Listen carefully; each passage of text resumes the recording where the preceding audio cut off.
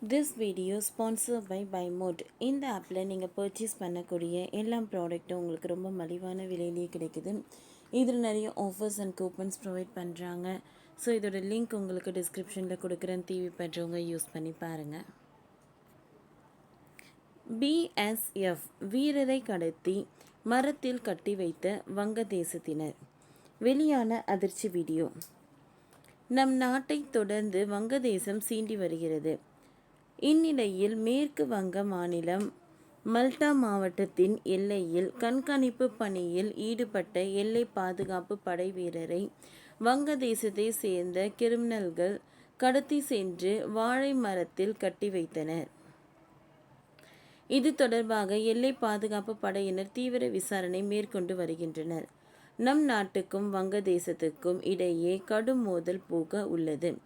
வங்கதேச இடைக்கால அரசின் தலைமை ஆலோசகர் முகமது யூனுஸ் நம் நாட்டை தொடர்ந்து சீண்டி வருகிறார்.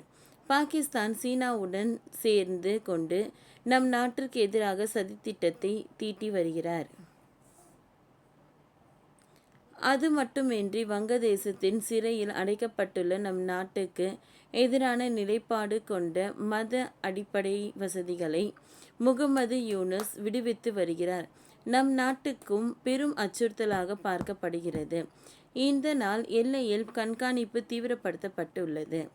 அது மட்டுமின்றி நம் நாட்டின் சட்டவிரோதமாக தங்கியுள்ள வங்கதேசத்தினரை கண்டுபிடித்து நாடு கடத்தும் நடவடிக்கைகள் தீவிரப்படுத்தப்பட்டுள்ளன. இதற்கிடையே தான் தற்போது ஒரு பரபரப்பு சம்பவம் நடந்துள்ளது. நம் நாட்டின் எல்லை பாதுகாப்பு படையினரை வங்கதேசத்தினர் கடத்தி சென்றுள்ளனர்.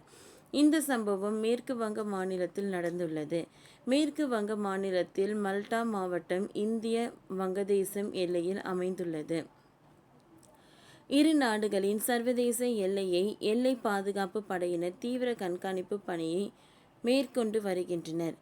இன்று காலையில் வழக்கம் போல் எல்லை பாதுகாப்பு படையினர் கண்காணிப்பு பணியில் ஈடுபட்டனர். அப்பொழுது கத்தலியா கிராமத்தில் வங்கதேசத்தை சேர்ந்த சில கிரிமினல்கள் எல்லையை தாண்டி நம் நாட்டிற்குள் நுழைய முயன்றனர்.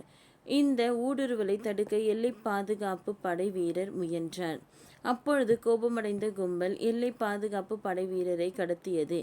எல்லையில் இருந்து வங்கதேசத்திற்குள் கடத்தி சென்ற வாழை மரத்தில் கட்டி வைத்துவிட்டு அந்த கும்பல் சென்றது. இது பற்றி தகவல் அறிந்தவுடன் எல்லை பாதுகாப்பு படை அதிகாரிகள் சம்பவ இடத்திற்கு சென்றனர். இது பற்றி வங்கதேசத்தின் எல்லை காவல் படைக்கு தகவல் தெரிவிக்கப்பட்டது. வங்கதேச எல்லை காவல் படையினர் தேடுதல் நடத்தி எல்லை பாதுகாப்பு படை வீரரை மீட்டு நம் படையிடம் ஒப்படைத்தனர். கடத்தப்பட்ட எல்லை பாதுகாப்பு படை வீரர் காயம் எதுவும் அடையவில்லை. இருப்பினும் கடத்தலுக்கு பிறகு அவர் 4 மணி நேரம் கழித்து ஒப்படைக்கப்பட்டுள்ளார்.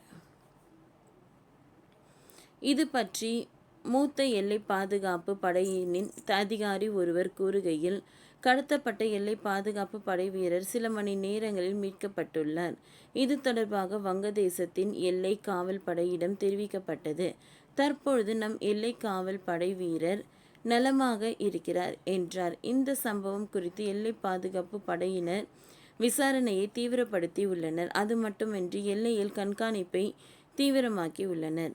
ஓகே ஃப்ரெண்ட்ஸ், இந்த வீடியோ உங்களுக்கு யூஸ்ஃபுல்லாக இருந்ததுனால் லைக் பண்ணுங்கள், ஷேர் பண்ணுங்கள், சப்ஸ்கிரைப் பண்ணுங்கள். தேங்க்யூ.